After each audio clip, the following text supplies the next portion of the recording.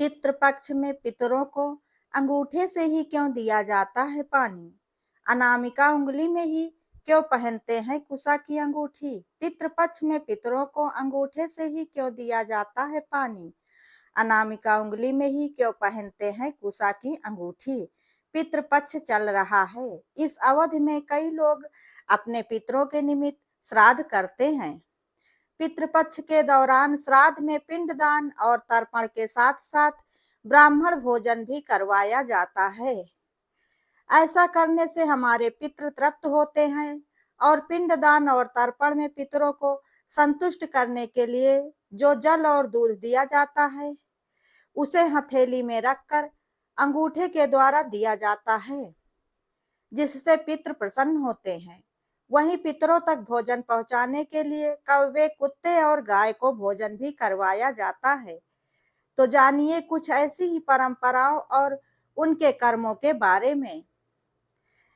लेकिन वीडियो में आगे बढ़ने से पहले दोस्तों, अगर आप लोगों को यह वीडियो पसंद आता है तो वीडियो को लाइक, शेयर, कमेंट जरूर करें और ऐसी ही ज्ञानवर्धक और धार्मिक जानकारियों एवं कथा कहानियों के लिए चैनल को सब्सक्राइब करें। नंबर 1, ये हैं वो परंपराएं। श्राद्ध कर्म करते समय पितरों का तर्पण भी किया जाता है, यानी पिंडों पर अंगूठे के माध्यम से जलांजलि दी जाती है।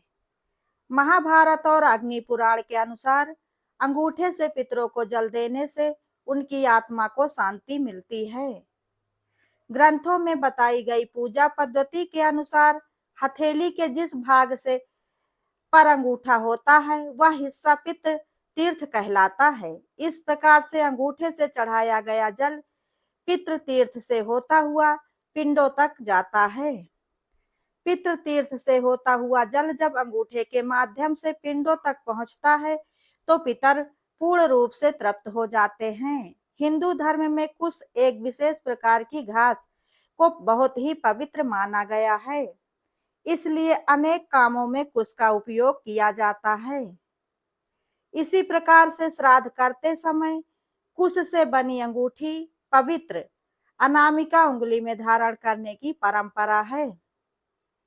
ऐसी मान्यता है कि कुशा के अग्र भाग में ब्रह्मा, मध्य में विष्णु और मूल भाग में भगवान शंकर निवास करते हैं।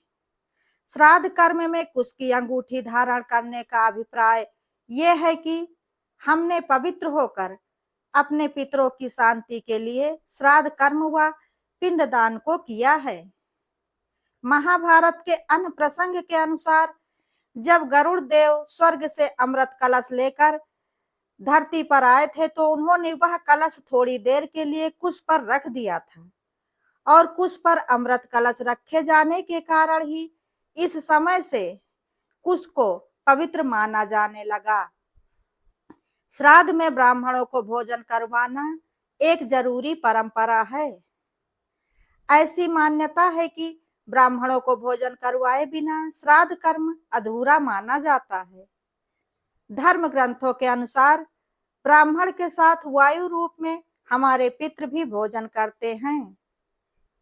ऐसी मान्यता है कि ब्राह्मणों के द्वारा किया गया भोजन सीधे पितरों तक पहुंचता है, इसलिए विद्वान ब्राह्मणों को पूरे सम्मान और श्रद्धा के साथ भोजन कराने पर हमारे पितृ भी तृप्त होते हैं और हमसे प्रसन्न होकर हमें सुख, समृद्धि और वंश वृद्धि का आशीर्वाद देते हैं। भोजन करवाने के बाद ब्राह्मणों को दक्षिणा देना नहीं भूलना चाहिए। ब्राह्मणों को आप वस्त्र का दान भी कर सकते हैं। भोजन करने और दक्षिणा देने के बाद उन्हें सम्मान के साथ घर के द्वार तक विदा करने के लिए अवश्य ही जाना चाहिए, क्योंकि ऐसा माना जाता है कि ब्राह्मणों के साथ साथ हमारे पितर भी उनके साथ चलते हैं। ग्रंथों के अनुसार कौवा यम का प्रतीक माना जाता है, जो दिशाओं का फलित शुभ या अशुभ संकेत बताने वाला बताता है, इसलिए श्राद्ध का एक अंश इसे भी दिया जाता है। कौवे को पितरों का स्वरूप भी माना जाता है। मान्यता है कि श्राद्ध का भोजन कौवे को खिलाने से पितृ देवता प्रसन्न होते हैं और श्राद्ध करने वाले को अपना आशीर्वाद देते हैं। श्राद्ध के भोजन का एक अंश गाय को भी दिया जाता है, क्योंकि धर्म ग्रंथों में गाय को वैतरणी नदी को पार लगाने वाली कहा गया है। मान्यता है कि गाय में सभी देवी देवता निवास करते हैं। गाय को भोजन देने से सभी देवता तृप्त होते हैं, इसलिए श्राद्ध का भोजन गाय को भी देना चाहिए।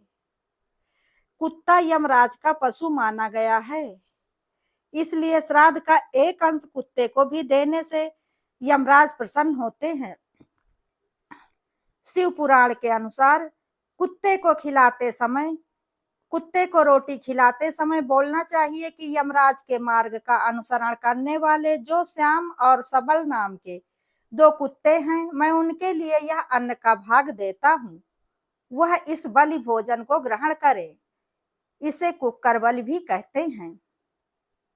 महाभारत के अनुसार श्राद्ध पक्ष में चतुर्दशी तिथि के दिन कभी भी श्राद्ध कर्म नहीं करना चाहिए, क्योंकि इस दिन जो लोग तिथि के अनुसार अपने परिजनों का श्राद्ध करते हैं, वो विवादों में घिर जाते हैं। उनके घर वाले जवानी में ही मर जाते हैं और श्राद्धकर्ता को भी शीघ्र ही लड़ाई में जाना पड़ता है। मान्यता है कि ऐसा करने वाले लोग किसी न किसी वजह से दुखी और परेशान ही रहते हैं, इसलिए इस दिन केवल उन्हीं परिजनों का ही श्राद्ध करना चाहिए जिनकी अकाल मृत्यु हुई हो। अकाल मृत्यु से अर्थ यह है कि जिसकी मृत्यु हत्या, आत्महत्या, दुर्घटना आदि कारणों से हुई हो। इसलिए इस श्राद्ध को शस्त्राघात मृतक श्राद्ध भी कहते हैं। इसलिए इस तिथि के दिन जिन लोगों की समान रूप से मृत्यु हुई हो, उनका श्राद्ध सर्वपितृ पक्ष अमावस्या के दिन ही करना उचित माना गया है। दोस्तों, अगर वीडियो पसंद आई हो तो लाइक, शेयर, कमेंट जरूर करें। वीडियो अंत तक देखने के लिए धन्यवाद।